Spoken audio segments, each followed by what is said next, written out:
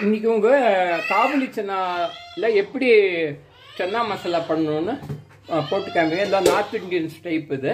So அதுக்கு வேண்டிய காபுலி சன்னா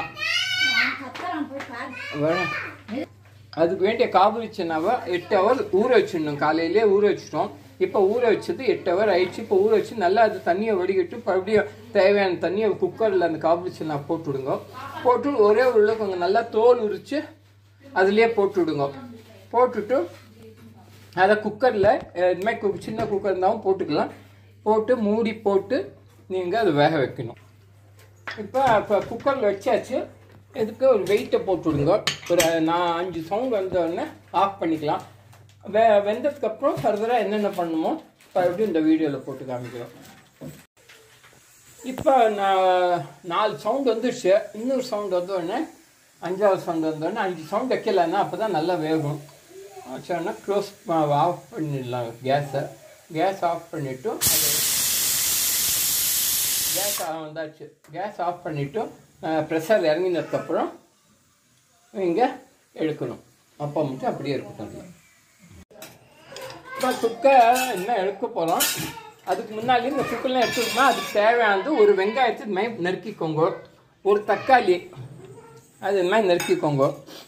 நறுக்கின்ட்டு அதை அப்படியே அந்த தக்காளி வெங்காயம் நறுக்கி வச்சுருக்கேன். அதுக்கு முதல்ல இதுக்கு தேவையான மசாலா பொருட்கள் சொல்லிடுறா.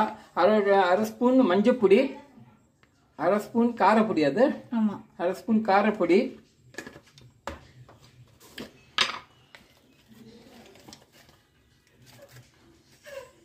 இது சன்னா மசாலா. இது சன்னா மசாலா. சன்னா மசாலான்னு கிடைக்கும், அது வாங்கிக்கோங்க. அது ஒரு அரை ஸ்பூனு. இது தனியா பொடி. தனியா பொடி அது ஒரு அரை ஸ்பூனு. இது ஆம்ச்சூர். இது ஆம்ச்சூர் பொடி, அதுவும் தனியாக கிடைக்கும். கேட்டேன்னா கொடுக்கும். அது ஒரு 1/4 ஸ்பூனு. இது ஜீரா பொடி. ஜீரா பொடி ஒரு அரை ஸ்பூனு. இது கரம் மசாலா. கரம் மசாலா ஒரு அரை ஸ்பூனு. இது கொஞ்சமாக போட்டோம் கரம் மசாலா. ஸோ இதெல்லாம் போட்டுக்கணும். அதுக்கப்புறம் அதுக்கு பிரிஞ்சி இலை, பட்டை, ஏலக்காய், கிராம்பு 2 தாளிக்கிறது. இதெல்லாம் எப்படின்னு ஃபர்தராக போட்டு காமிக்கிறோம். அதுக்கப்புறம் அந்த ஜிஞ்சர் கார்லிக் பேஸ்ட்டு இதுவும் போடணும். அது போடுற டைமில் எப்படி ஸ்டெப் பை ஸ்டெப்பை போடணும் காமிக்கிறோம். வெந்துருச்சு நல்லா. வெந்தாச்சு. இதில் போட்டுருங்க. இப்போதைக்கு இந்த வேற பார்த்துட்டு அதை வெந்தது அப்படியே ட்ரான்ஸ்ஃபர் பண்ணிக்கோங்க. இப்போ இதில் தக்காளி, ஒரு தக்காளியை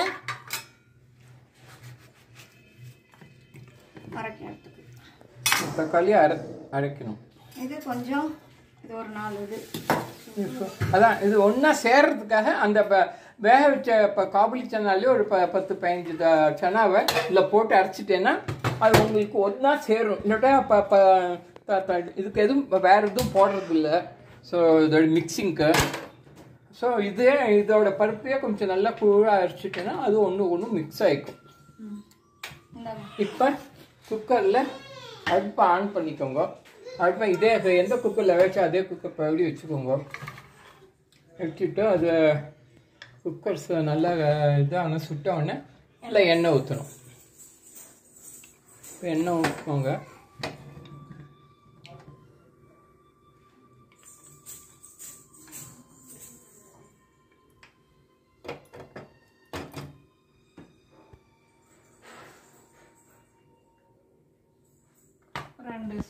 ரெண்டு ஸ்பூன் எண்ணெய் ஊற்றின்னு இருக்கோம். இதை இது பண்ணி காஞ்ச உடனே இதில் போடணும். இப்போ அது எண்ணெய் காஞ்சதுக்கப்புறம் அந்த ஏலக்காய், கிராம்பு, பட்டை, பிரிஞ்சி இலை எல்லாத்தையும் போட்டு கொஞ்சம் அந்த எண்ணெய் இது பண்ணிக்கணும். பொரியணும்.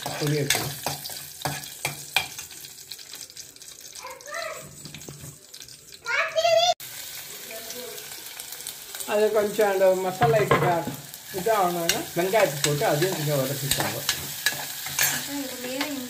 அதுலேயே கொஞ்சம் இஞ்சி பூண்டு இதையும் போட்டுருங்க.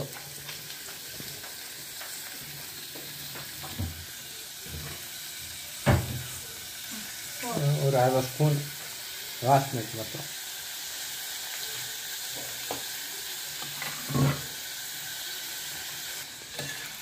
இப்போ இது வெங்காயம் இது பண்ணுறதுக்குள்ள இதை அரைச்சி வந்துடலாம்.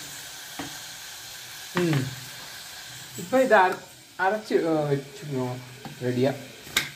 கொஞ்சம் அதுக்குள்ளே இது இப்போ நல்லா வெங்காயம் நல்லா ப்ரௌனிஷாக வளர்ந்துட்டு அந்த தக்காளி கொஞ்சம் காபுலி சன்னா கொஞ்சம் போட்டாங்க சேர்த்து அரைச்சிட்டோன்னா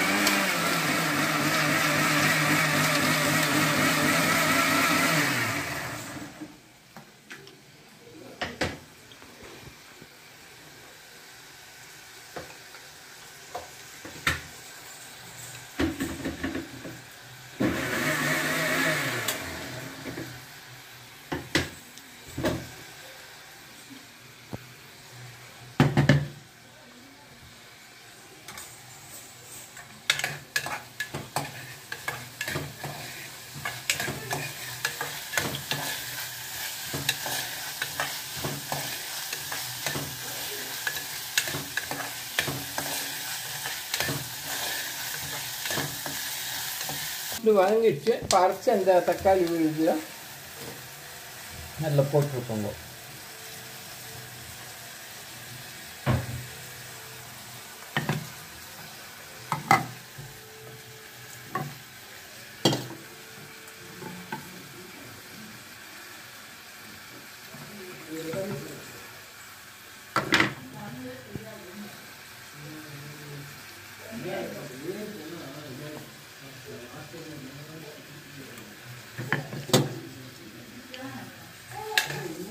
இப்போ இந்த மசாலா ஐட்டத்தையும் இதுலேயே போட்டுடுவோம்.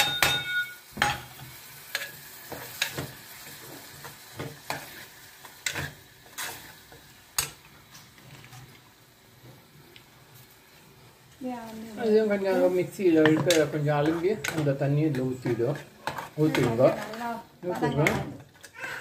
நல்லா கொத்தாப்புல கொஞ்சம் வதக்குங்க.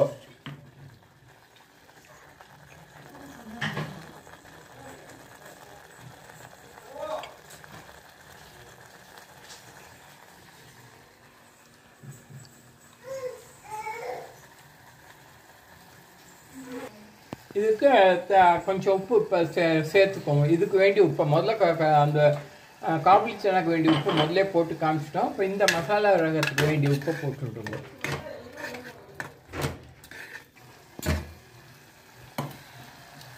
இது நல்லா வதக்கியாச்சு.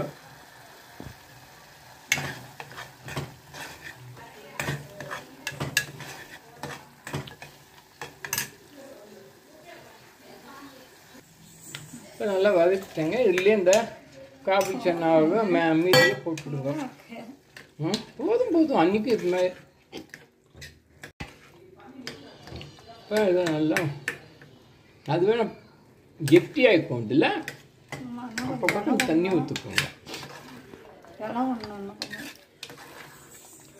இதெல்லாம் இப்போ கொத்துக்கல்லையாக இருக்கிறதுனால போக கொஞ்சம் கெட்டியாக இருக்கும்.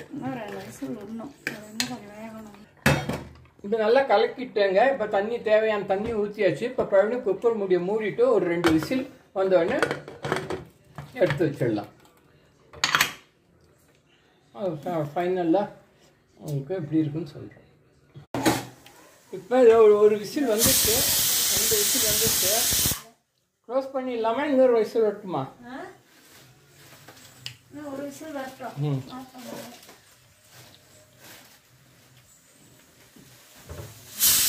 விசில் வச்சு இப்போ ஆஃப் பண்ணிடலாம்.